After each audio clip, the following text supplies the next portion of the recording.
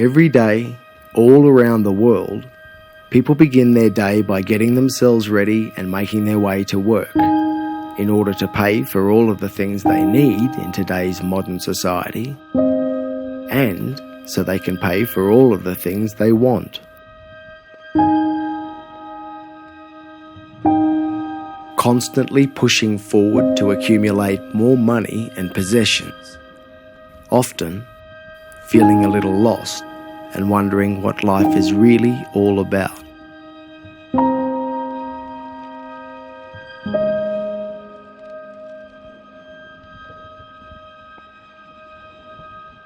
While at the same time, in other parts of the world, people are still beginning their day by walking long distances to collect their family's daily water needs.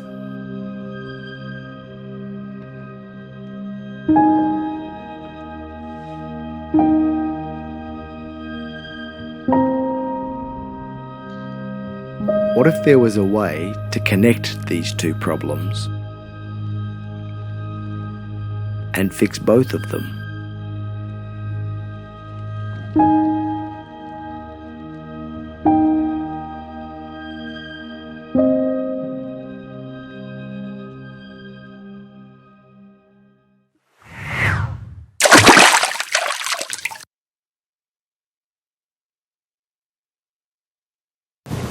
My name is Peachy, and for as long as I can remember, I've had this feeling that one day I'd go to Africa to help fix the water problems there.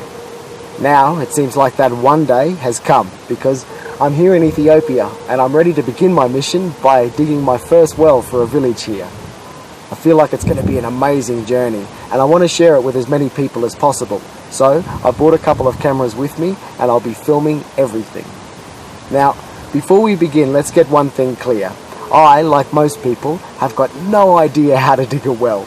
But I've been saving up my pennies, and now I've got enough to finance the construction of a well through a local Ethiopian charity that does know how to do it. I've already been in the country for a couple of months. I've found the perfect Ethiopian charity, and now we're ready to begin. Contrary to what many people believe, Ethiopia is an amazing country with bustling cities, awesome forests, incredible wildlife, ancient historical sites, and beautiful natural places that really have to be seen to be believed. So along the way, we'll be taking a look at some of these beautiful things. My mission begins 600 kilometers west of the Ethiopian capital, Addis Ababa, in a town named Dembidolo. From there, it's a 20-minute ride by motorbike to get to the village. This is Zega. He works for the Walal Development Association, the very small Ethiopian charity I've teamed up with for this project. Zega and the Walal Development Association will make sure that everything goes smoothly. They will organise everything from the purchase of the hand pump to obtaining all the necessary government permits. When we reach the central meeting place, key members of the village have gathered to welcome me and to find out why I have come to their village. I'm introduced to the people and we explain that I'm here to help them dig a brand new well. The local government officials inform everybody about their requirements and a discussion begins about where the new well should be placed. Everybody has a chance to have their say. It is decided where the new well should go. And then, everybody begins to move.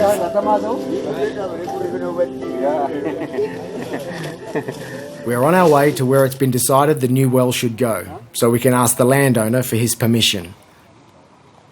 When he arrives, we tell him that the village has chosen his place for the new well. We explain everything that will take place during its construction, and that once it's finished, people will need access to the well every day. Everything considered, he is more than happy to have the well on his land. Before I know it, the men begin clearing the land we will need for the worksite. But as the machete starts swinging and I'm scurrying for cover, somebody calls for everybody to stop work.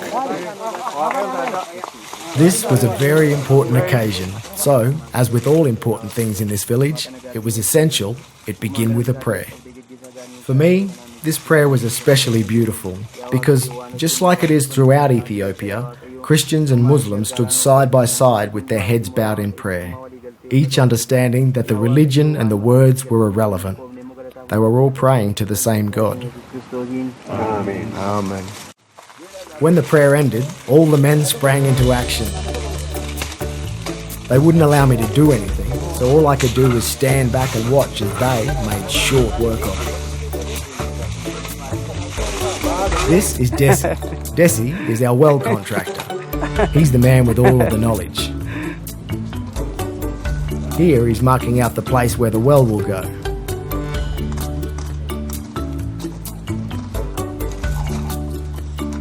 And then, just like that, we had begun. Hey! Jamara! Hey! No.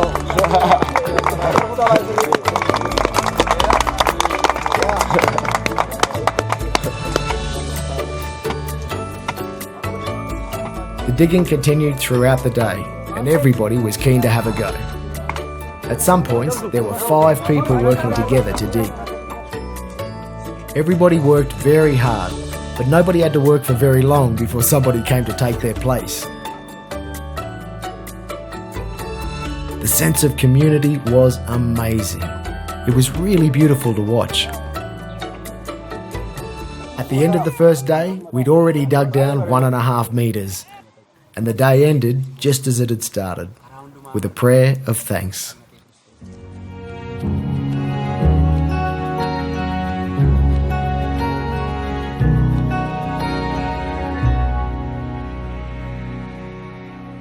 The whole world's gone a little bit crazy, but just like any crazy person, we can't see it ourselves. We spend our whole lives chasing after things, after cars and money and houses. But if we tell even a 20-year-old that at the end of his life, all of his things and his cars and his money won't mean anything, he'll nod his head and say, "Yeah, I know." And then he'll spend the rest of his life chasing after it anyway. This is almost a definition of craziness, but it's something that we all do. At the end of our life, the only thing that's going to mean anything is the same questions that we all have. Who's going to remember us? What are they going to remember us for? What have we done while we were here? What difference did we make? What was the point of us being here? These are the same questions we all have, but none of us spend any time during our life doing anything about it. Day 2 began with another community meeting, this time to elect a water committee. 3 men and 3 women who, during the construction, would be trained in all aspects of the well, and thereafter would be responsible for its maintenance. A vote was taken, and by the end of the meeting, the 6 members of the water committee had been elected. By the time I arrived at the well, the guys had already made a lot of progress. It was now much deeper, so they had set up a pulley wheel and bucket to help get all of the dirt out of the hole. Also, they had dug holes in the side walls, which they were now using to climb to the bottom. I felt a little guilty about how much work the guys had done without me, so I thought I'd better help. As we worked, there was one question playing on my mind. It had been bothering me since we started digging the day before. How do we know there's water here? I put this question to Tsega. He told me that the locals said there is water everywhere here. It's normally between 7 and 10 metres. We just have to dig and we will find it. This theory did not fill me with a lot of confidence. What if we don't find water here?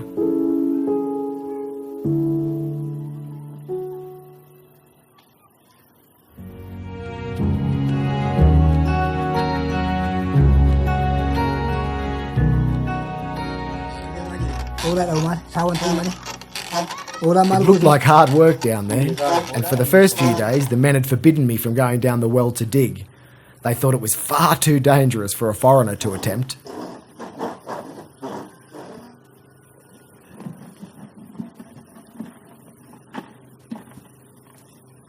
But on the 5th day, I had to insist that I was going down the hole. I told them that I had come here to dig a well, and that's exactly what I wanted to do. The men understood my position and allowed me to go down.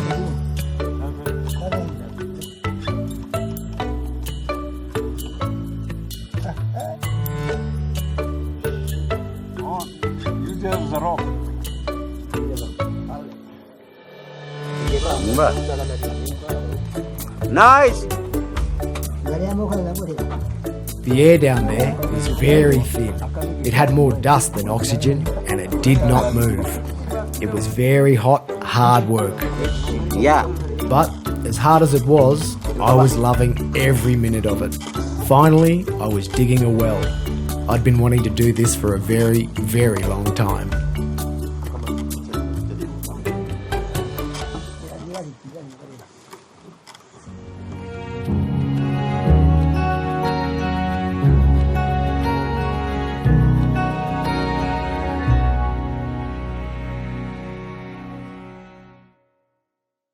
One morning, I saw some of the ladies walk by with their jerry cans.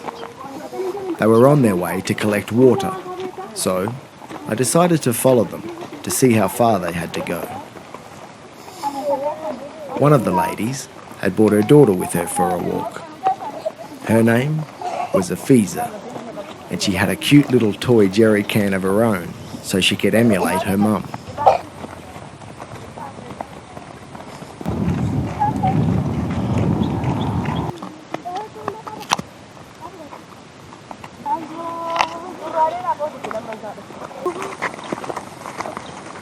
We walked for more than 2 kilometres in the hot morning sun to get to the spring.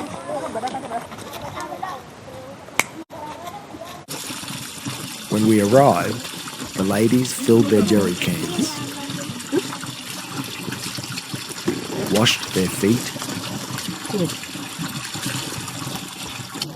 and began the long walk home again.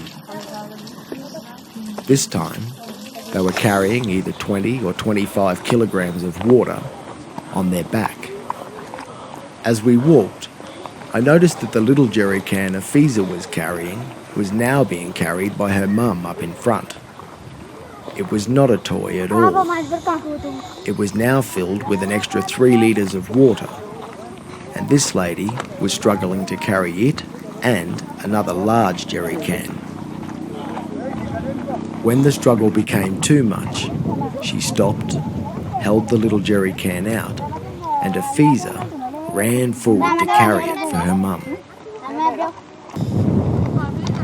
As we continued to walk, Afiza's mum had a very heavy load, so she had to keep moving. Slowly, Afiza began to fall behind. Afiza is the eldest child in her family. The sad truth is that in villages just like this all around the world, the eldest daughter has to stay home to help her mum with all of the work that needs to be done. And so, she doesn't get to go to school. Building wells closer to their homes can save the ladies a lot of work. It also gives them back valuable hours in their day, which means that they may not need the help of their eldest daughter anymore. So, digging wells not only brings fresh drinking water, but also provides a glimmer of hope that little girls like Afiza will have a chance to go to school and get an education. Afiza continued to walk for well over 1 kilometre. She did not put her little jerry can down even once until she had reached her home, where she greeted her little sister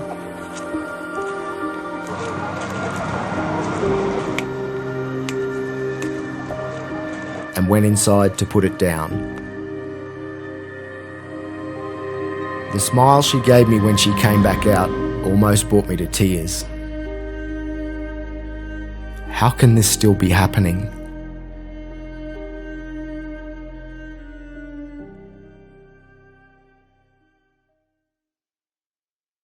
For the ladies, collecting the water is just the beginning of the day's work.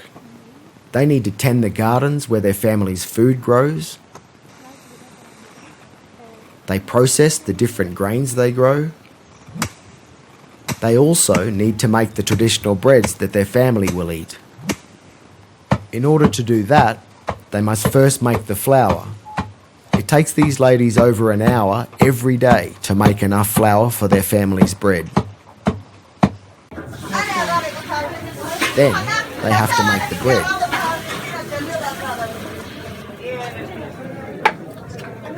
Plus, all of the other food to go with it. Through the middle of all of this, there is also children to take care of, and 100 other small jobs that need to be done. Women all around the world have a massive workload just like this to provide for their families' basic needs. Bringing the water closer to their homes takes a very big weight off their shoulders, both literally and figuratively.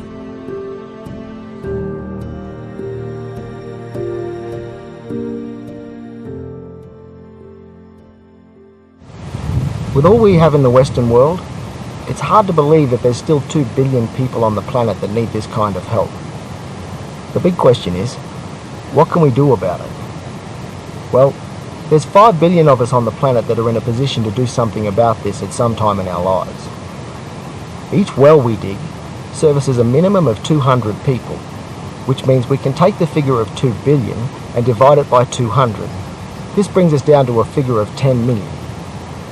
That means if we can get 10 million people from the 5 billion who are able to help to begin planning their own life project and stand up and say, I will dig a well, then we can go a long way toward fixing the water problems we have all over the world. I feel like there's a lot more than 1 in 500 that want to see this problem fixed. If we really want to see this fixed, we need to stand up and make it happen.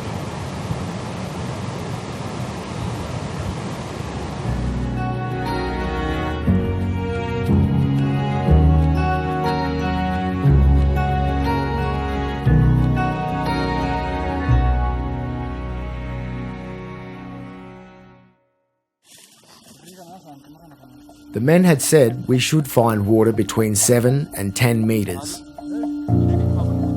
This was the 7th day of digging. We were already down to a depth of 10 metres, and we were not seeing any sign of water. That question started playing on my mind again. What if we don't find water here?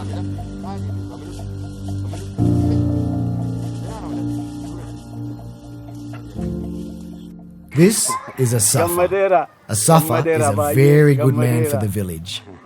He was elected to be a part of the water committee.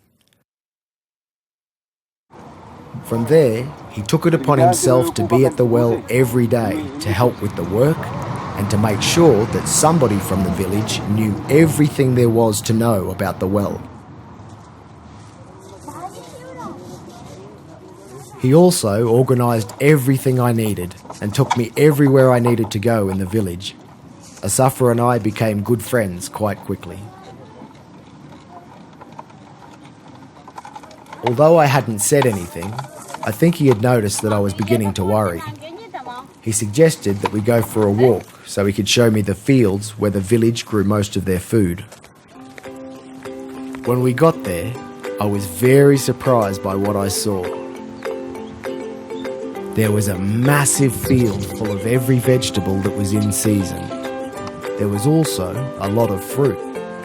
There were bananas, avocados, papaya, and mangoes. The coffee was coming back in season. And they even had these handmade beehives, which the men would hang in the trees surrounding the fields. This would keep the bees close so they could pollinate the fruit. And it also made it easy for the men to collect the honey.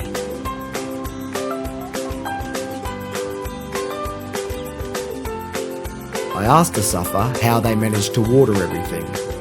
He explained that there was a river that ran past the bottom of the fields.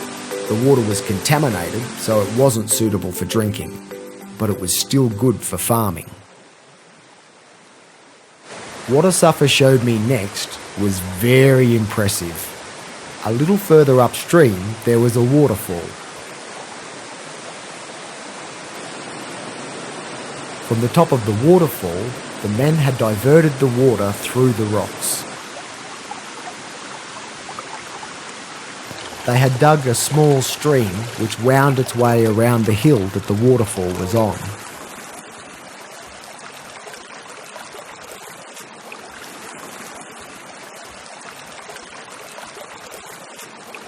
The stream came out at the back of the fields below.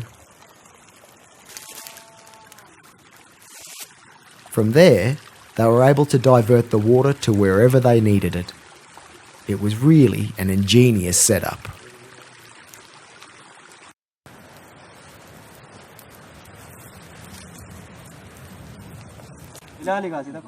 By day 9, we were down to 14 metres, much deeper than we'd expected to have to dig, and still there was no sign of water. We may soon have to face the fact that we have chosen the wrong place to dig a well. The men added more rope to the bucket so it could reach the bottom. What could we do? We couldn't stop now. We had to keep on digging.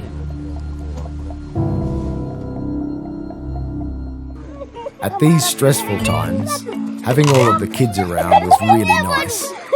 Watching them play and hearing them laugh lightened the situation and reminded us all what we were working for. Everywhere I went, the children would follow. There were 2 kids in particular that were always there. Little Afiza and her best friend Georgie. They both lived very close to where the well was being built, so every morning when I arrived, I would call out for them. Afiza!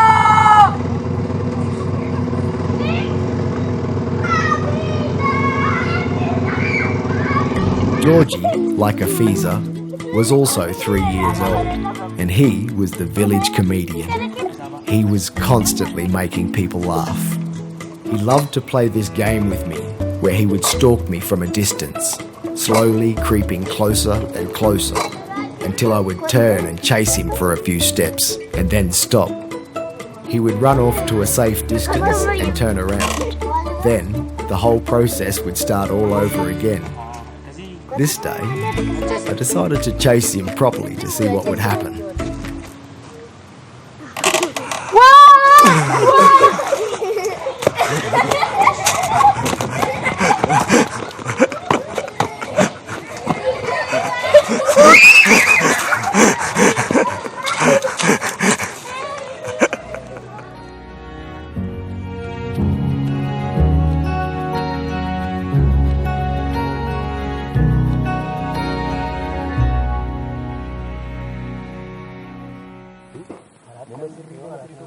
By day 11, we still had not found water.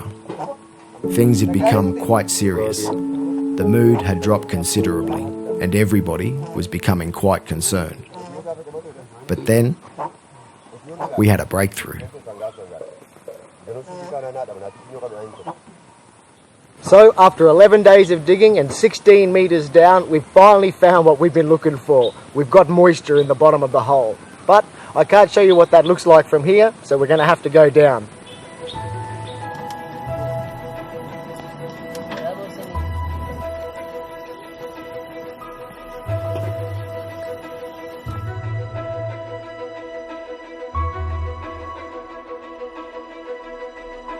So here we are in the bottom of the well, and this is what it looks like. It doesn't look like much now, but it means that we're digging in the right place. And it also means that if we keep digging, we're going to have the water that we want. This makes it a lot more exciting, but it also makes the work a lot more difficult, because now we've not only got to get the dirt out of the hole, but we've got to get the water out of the hole as it seeps in as well. This has to happen all bucket by bucket. It's got to go 15 metres straight up and out of here, which makes it very slow and very tiring, but it's all worth it in the end.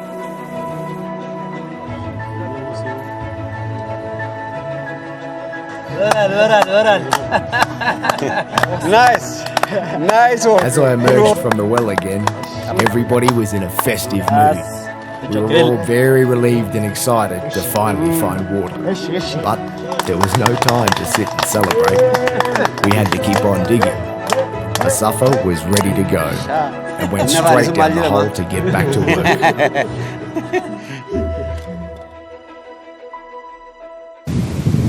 A life project is definitely a beautiful thing to achieve, but giving and helping people is an attitude that we should try to adopt in everyday life. Every day we get the opportunity to help somebody, and in most cases it doesn't cost us anything. We can help to carry a heavy load or hold an elevator door open. In certain circumstances, even a simple smile can help to change somebody's day for the better. Every time we do this, we not only help that person with their immediate problem, we show them that we've seen their struggle, that we understand, and that they're not alone in their time of need. The energy this creates for both people is more valuable to us than anything we will ever own.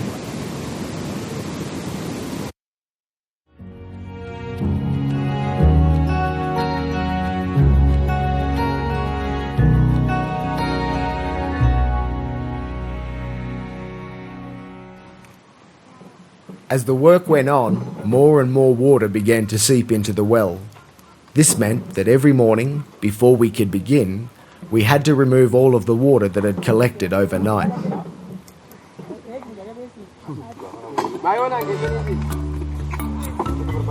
At this point, I assume because there was now water involved, the ladies came and took over. Although the water was not yet good for drinking, it was still good enough for washing, cleaning, and watering plants, so the ladies collected everything that came out.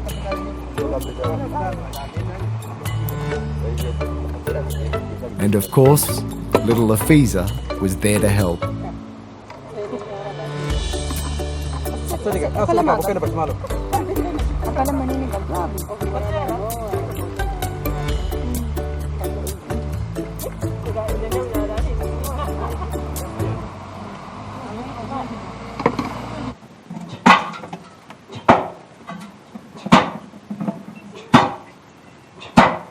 As we continued, we got down to a rocky gravel layer. The digging became harder and harder.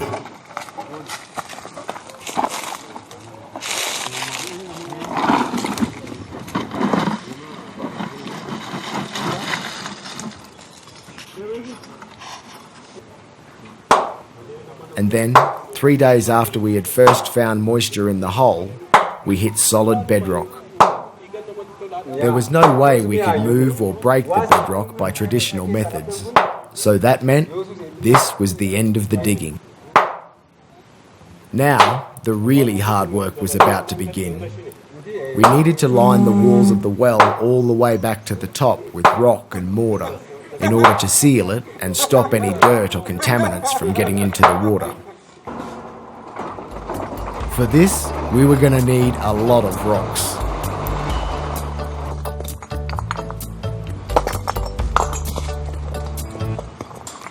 Every rock needed to be shaped before it could go down the well.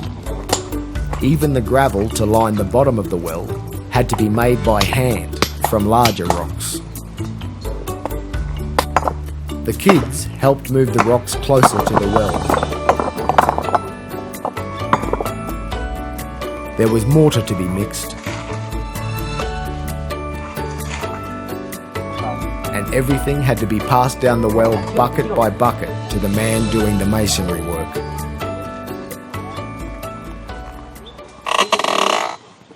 That man was Desi, our well contractor. He was the only man for miles who knew how to do this part of the job properly. So it was his job to do it all. He had to line the bottom of the well with gravel and begin building the cylindrical wall. Desi had to shape, place and pack each rock perfectly. There was going to be a lot of weight sitting on top of this. Any mistake now could cause everything to collapse later. This part of the job was quite dangerous. In order to do the masonry work, Desi had to sit on a board that was resting on top of the rocks he had already mortared into place. He would build up the wall behind and in front of the board he was sitting on. Then he would place the board on top of those rocks and build up the gap where the board was before. To add to all of this, it was much more difficult to lower the bucket than it was to raise it. It was now filled with more than 30 kilograms of rocks. This was going to be a long, slow process. We needed to be very careful. Dropping a rock or the bucket could be fatal. Desi's life was literally in our hands.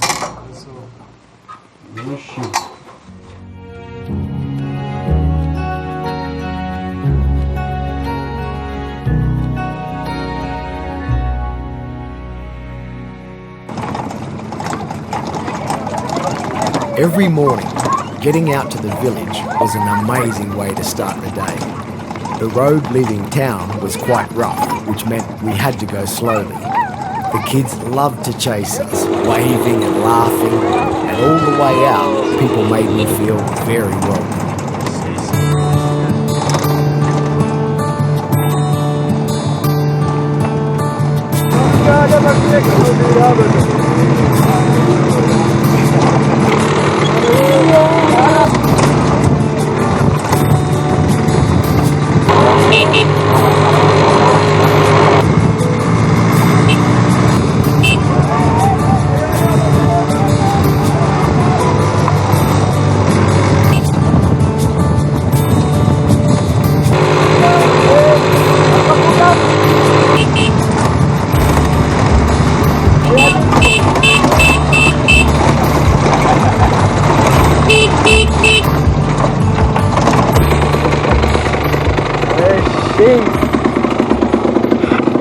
Here we are, we've arrived. The well is just through here. What an amazing journey. All the way out there's people that want to say hello, waving. It's an awesome feeling before I even get here. But right here in the background, this is what it's all about. 10 days after beginning the rock work, Desi had been working tirelessly. He had made good progress, but it was becoming clear that this part of the job was going to take quite a while.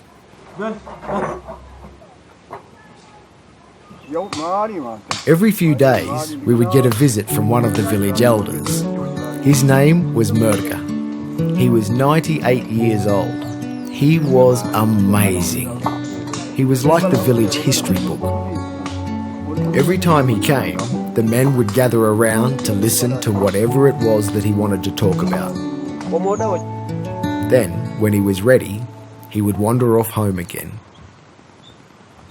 But this day, as we were chatting, we had no idea what was about to happen.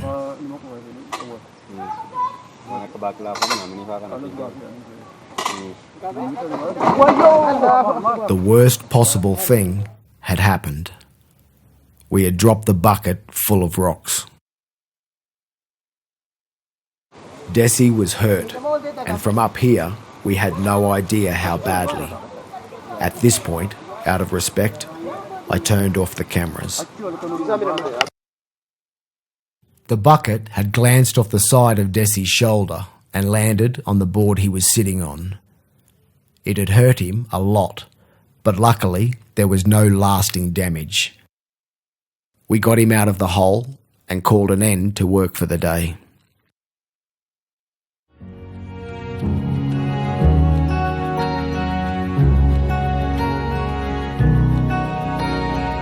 The following morning, Desi was fine. By the time we arrived, he was already back down the hole and working hard.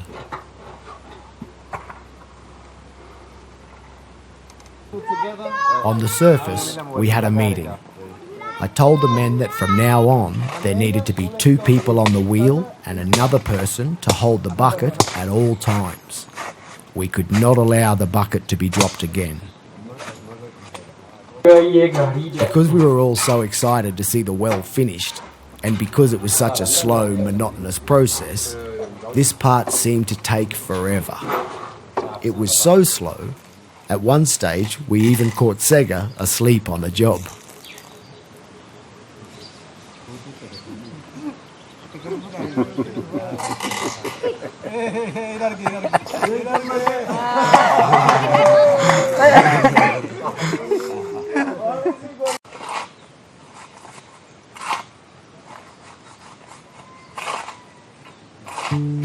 Slowly but surely, we were making progress.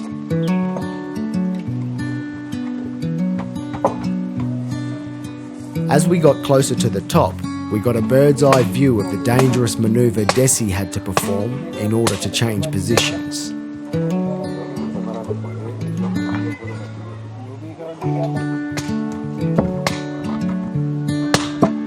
It was a long way to the rocky bottom. One slip could spell disaster.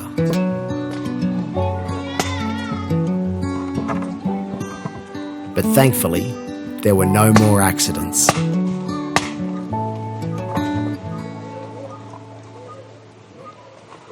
After more than 4 weeks of grueling work, Desi had finally finished. He was very happy about it.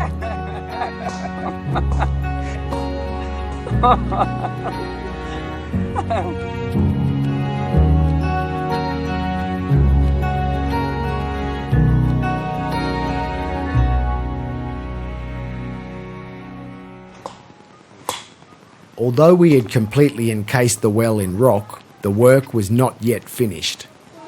We now needed to cap the well to prevent any contaminants from entering the water. It was amazing to see how the men did this. We placed the rocks in the general shape that was required, then all of the rocks were mortared together.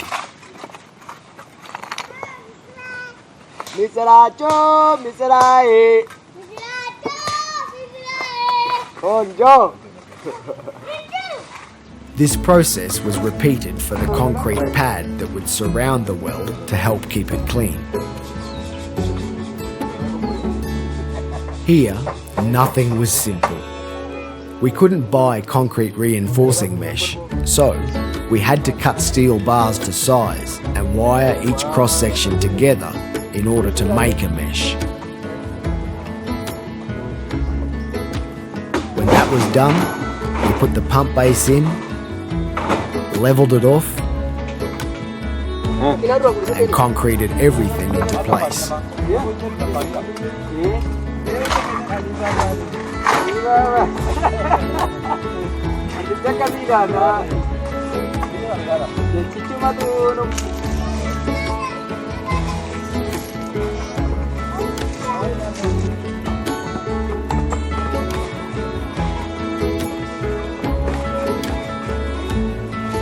This part of the job was surprisingly quick, so by the end of the day, we were finished.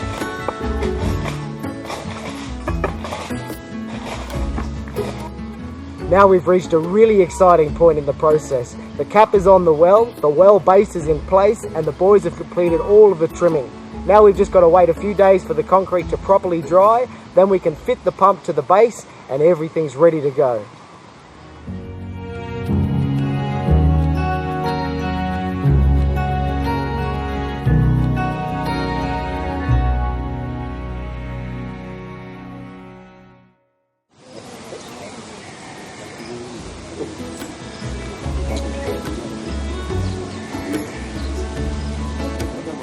Finally, the wait is over. We've reached the final day. The concrete is dry and now we can put the pump together. I'm very excited. Today is going to be an awesome day. This has been my dream for a very, very long time, and today I'm finally going to get to see it. But before that could happen, there was still a few things we needed to do. The whole water committee was on hand to learn how the pump is put together and how everything works. We inserted the pipe that would bring the water to the surface and cut it to the correct length. We put the cap on the pump, connected the handle, and then, finally, it was time. Because he had done so much of the work, we gave Desi the honour. as he began to pump, everybody was on edge. This was the moment we had all been working toward for the last 2 months. There was a small change in the sound. We could hear the water coming, and I couldn't contain my excitement any longer.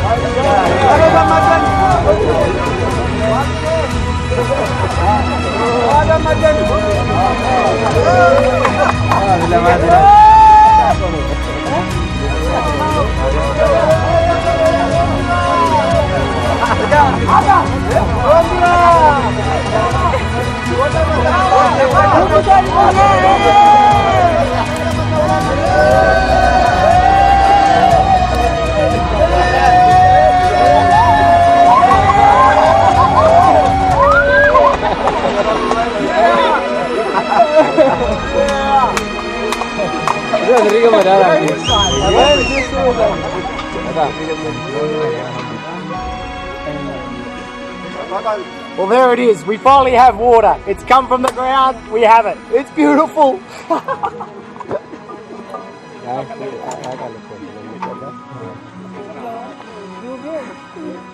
I've been waiting to see exactly that for a very, very long time. So this is a special moment for me.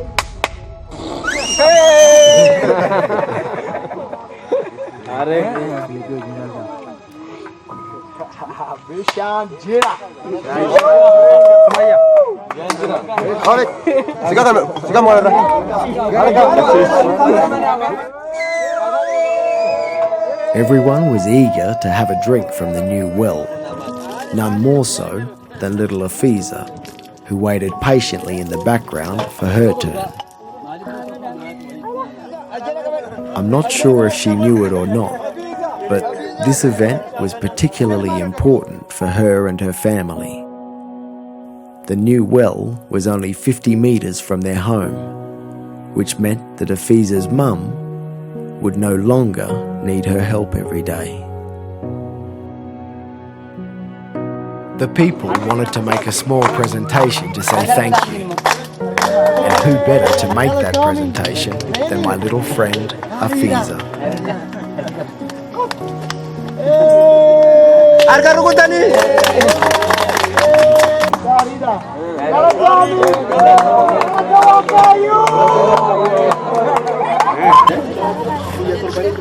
When the celebrations had settled, the ladies were keen to make the most of the new water and fill their jerry cans.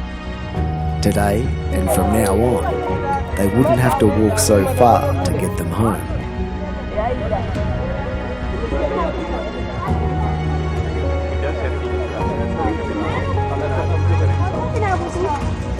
Wow, what an amazing thing to be a part of. I can't really describe the feeling right now. You're just going to have to try it for yourself. This is amazing. Being able to do this for people makes me feel... I just don't have words for that.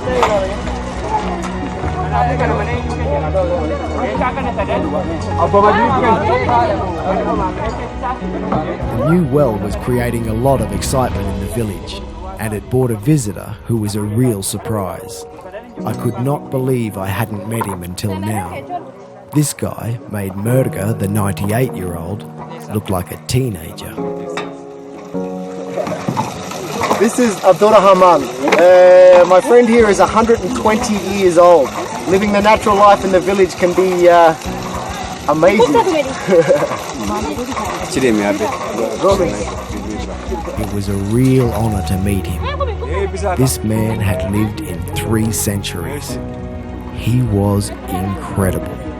Amen.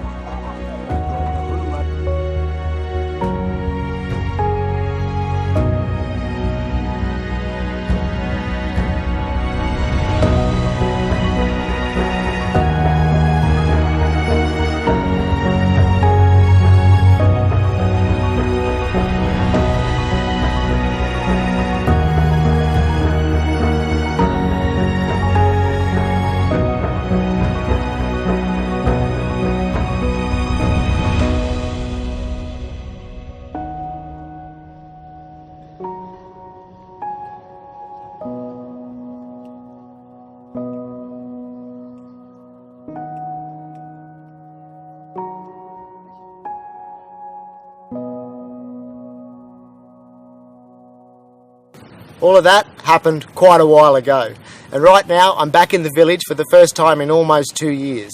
When I arrived the other day, I was really hoping that my good mate Asafa would be home, because he was the first person that I wanted to see. And luckily for me, well, see for yourself.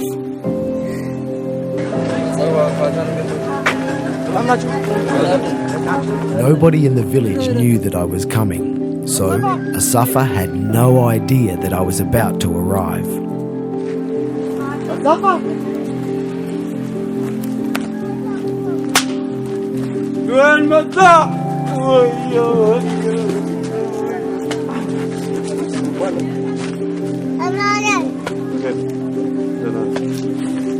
We were both so happy to see each other that the welcome went on and on.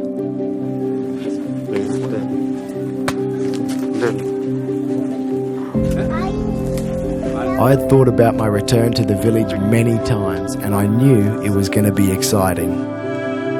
But I really wasn't expecting it to be this emotional.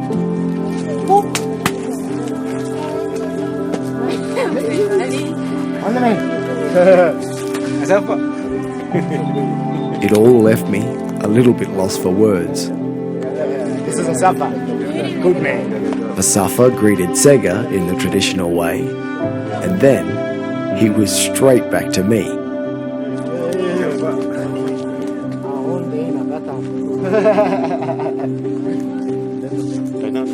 When the greeting was finished and we got ourselves together, I asked how his family was.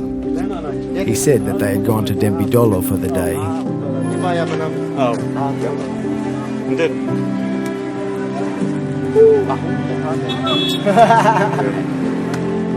I asked if the well was still working. Asafa said it was, and that we should go take a look. Of course it's still working. We taught them how to use it, how to fix it.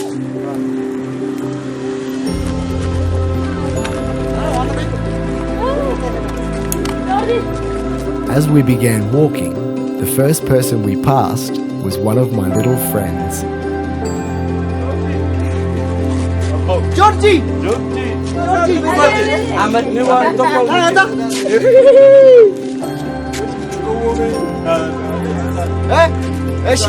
With Georgie in tow, we continued on our way to the well. I was very happy to be back in the village.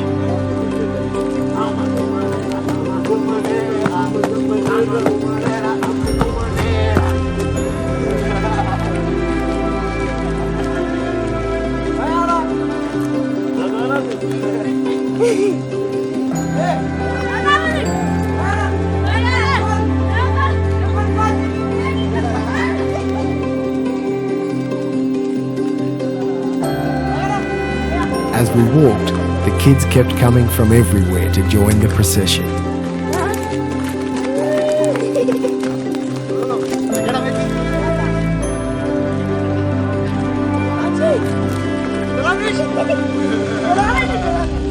But there was no sign of a visa.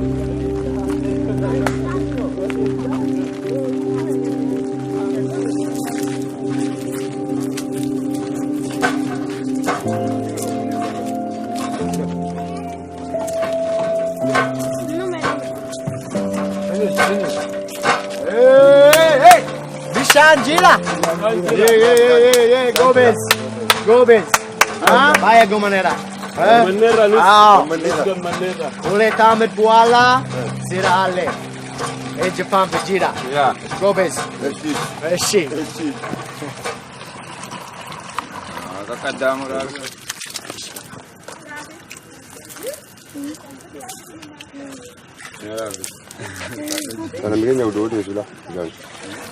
So after almost 2 years, the first thing the guys want to show me is that the pump is still working very well and that they've been able to maintain it just the way we showed them when we came here in the first place. These guys are amazing. They've been able to keep the pump going so that everybody has fresh water, and this is the way it should be done. There's no point digging a well and then leaving the people with no knowledge of how to maintain it, how to work it for themselves. Once they know how to do it, they'll make sure they keep it going. This is good stuff. The well was not the only thing that was pumped. I was very happy to be back in the village and to see the pump still working.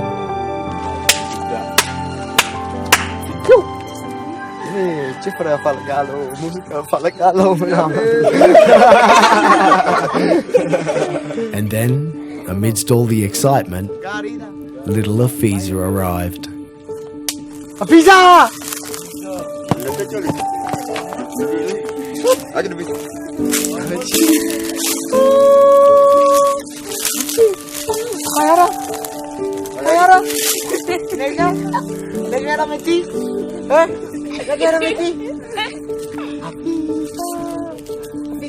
Georgie! What? Georgie and Afiza! Afiza and Georgie! It was really nice to see my two little friends again. They were now both 5 years old. They had grown quite a bit, and I was very pleased to hear that little Afiza had started school.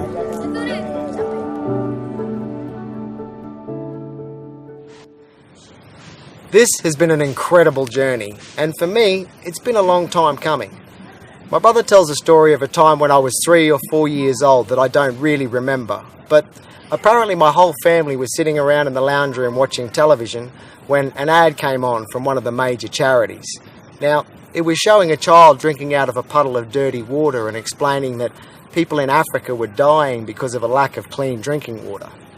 Now, children that age don't understand death, and drinking out of a puddle of dirty water would not be a problem for them because most children will do it themselves. But for me, I completely lost it. I started crying and screaming in my little voice that I had to go and fix it. And although we lived on a property in the middle of nowhere, I was struggling to try and open the door so I could leave the house. My family had to restrain me to stop me from going off into the night to fix it there and then. The naivety of children, huh? To think I could just make a decision to go and change the world. But when it comes down to it, that's exactly what it's going to take to change this world. A single decision to do something about it. But it's going to take more than just one small child to do it. This feeling that I needed to come to Africa to help with the water problems, it's been with me since before I can remember. And I firmly believe that deep down, each and every one of us have a really beautiful feeling about something we'd love to do if only we could. For some of us, that feeling is very clear, and we know exactly what it is we would like to do. For others, it's just a general feeling that they'd like to do something to help, to make a difference somehow. But for all of us, that feeling is our life project. And it's very important that we get that life project done at some point in our life.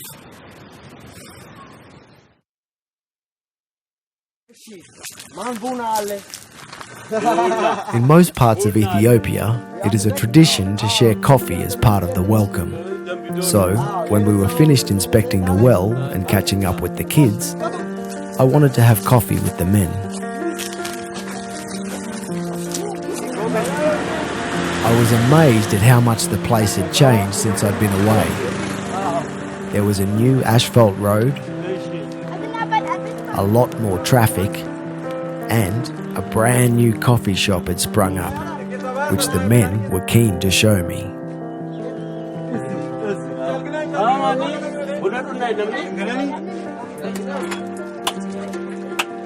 I'd come here to have coffee with the men, but, as was often the case, the children kinda took over.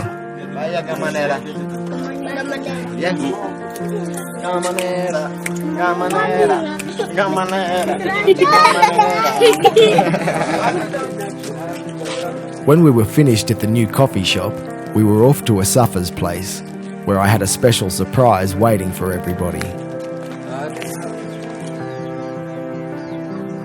My name is Dwayne, and I had bought a small preview of the footage I had filmed when we were digging the well. It was awesome to watch as everyone saw themselves on film for the very first time.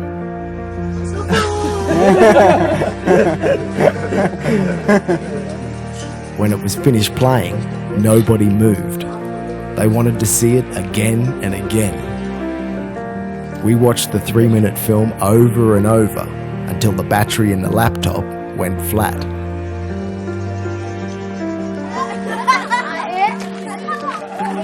Then there were a couple of people I wanted to go visit. First on that list was old Murdiga.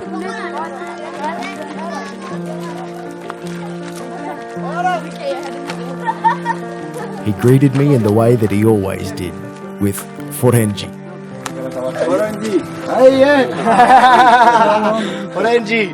Which means foreigner, and it always came with a cheeky little grin. He was now 100 years old, but he had a sparkle in his eye like a teenager, and he was still very quick with a joke. He's saying, I love you, we love you.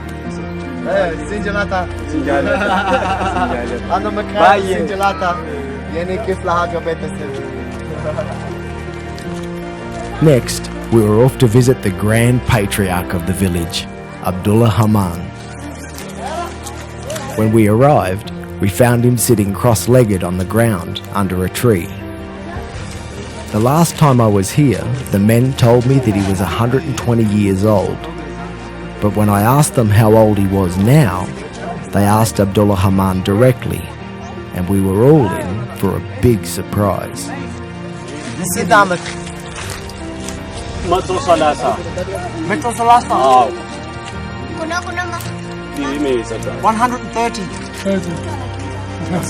130 was a mistake, apparently. 130. Spending time with this incredible man was a real privilege and honour.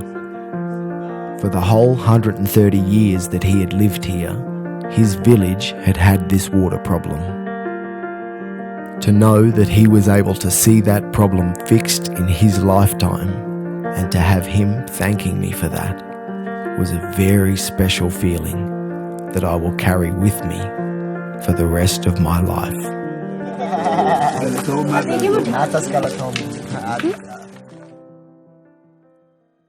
All around the world, there are a lot of people who want to see these water and poverty problems fixed, but they don't know what they can do about it. Life Project was made to show people that we can go anywhere in the world and find the people that we want to help. We can speak with their local charity, run by local people on local wages. We can come up with a plan and a budget and work together with the community to dig a well, or do any project we would like to achieve. This is what we can do about it. This is how we fix it. We go and we fix it.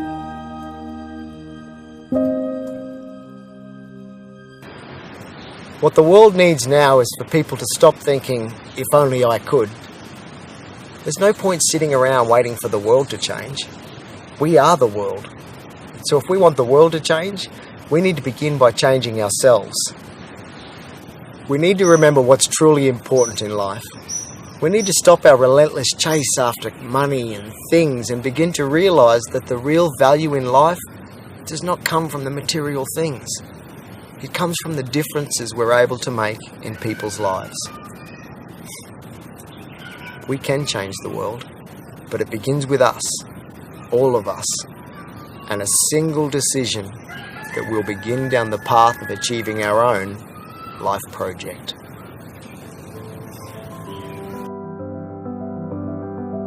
When we do this, people all around the world will begin to receive the help that they so desperately need. And we, in return, will receive something truly invaluable. We become part of a community that genuinely loves us. These people, their children and their children's children will never forget us or the help that we were able to bring for them. And that is what will give us answers for the questions that we all have at the end of our lives. My name is Dwayne Peachy, and this is my life project. What's your life project going to be?